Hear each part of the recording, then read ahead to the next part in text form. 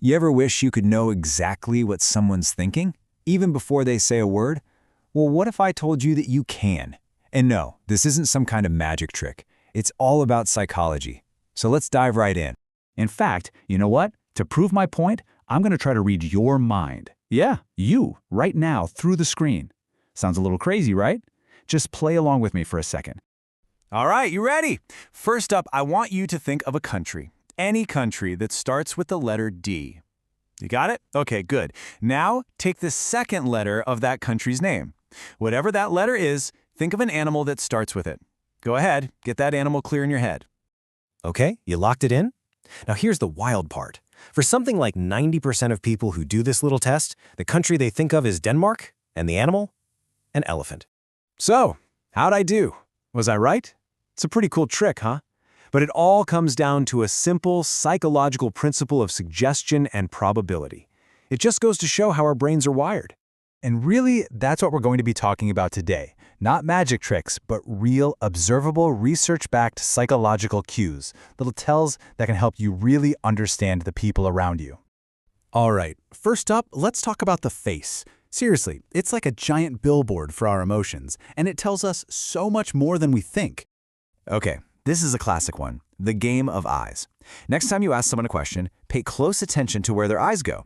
Now, there's a theory that says if they look up and to their left, they're pulling up a memory. They're actually recalling something. But if they look up and to their right, they might be tapping into the creative part of their brain, to build a story from scratch. So just remember, left is for looking back, right is for making it up. All right, what about smiles? We all fake them, right? But believe it or not, spotting a real one is pretty easy if you know what to look for. A genuine happy smile, it lasts longer, maybe 7 or 8 seconds. And the key thing, it reaches the eyes. You see those little crinkles at the corners? That's the good stuff. A fake smile, though, it's super quick, maybe 4 seconds, and it's all mouth. The eyes are just dead. They don't move. And don't forget the lips. They're total giveaways. If you see someone tucking their lips in, like they're trying to make them disappear, that can be a huge sign of nervousness, maybe even lying. Or what about biting their lip? That usually means they're distracted, their mind is totally somewhere else. And the classic move of covering the mouth with a hand, it's like their subconscious is literally trying to stop the words from escaping. Okay, so we've covered the face. Now let's zoom out and look at the rest of the body, because it is always talking. Hands are a huge one. You see someone with their arms folded tight or they're rubbing their palms together? That's a classic sign they're nervous or just not interested in what you're saying. They're closed off. But if their hands are open, if they're gesturing while they talk, that's a great sign. It means they're engaged, they're open, and they want to connect. Okay, here's a weird one you might not have heard. Always check the feet. I know, it sounds strange, but our feet tend to point where we want to go. So if you're talking to someone and their feet are pointed right at you, they're in it, they're engaged. But if you notice their feet are angled away, maybe towards the door, their subconscious is probably already planning its escape. And of course, there's head movement. That rapid nodding, you might think it means they agree with everything you're saying, but a lot of the time it just means they're in a hurry and want you to finish. Someone puts their hand to their forehead and you see those worry lines? That's exactly what it is, worry and tension. But here's a good one. If someone tilts their head while you're talking, that's gold. It means they're hooked. They're listening hard and want to hear more. Okay, so now for my favorite one, the ultimate truth test. This is a really powerful but super simple technique you can use to get a better sense of whether someone's being straight with you. It's just 3 steps. Step 1, ask a very direct question. Step 2, and this is the most important part, pause. Just be quiet. Don't say a word. Let that silence do the work.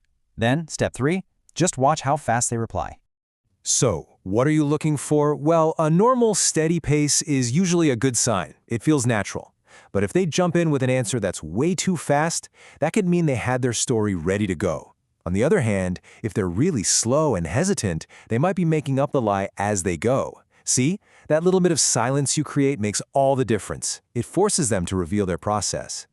Look, the point of all this isn't to turn you into some kind of human lie detector. It's about becoming a better observer. It's about learning to see the whole conversation, not just what people say, but what they actually communicate. There's a saying among chess masters, your eyes tell you everything. Because to win, you have to read your opponent, not just the pieces on the board. And that's exactly what these psychological cues are. They're about reading the player, not just the words. So, By paying attention to these signals, you haven't just learned a few party tricks, you've basically gained a new way to see the world around you. So my question to you is, now that you can see things a little more clearly, what are you going to look for?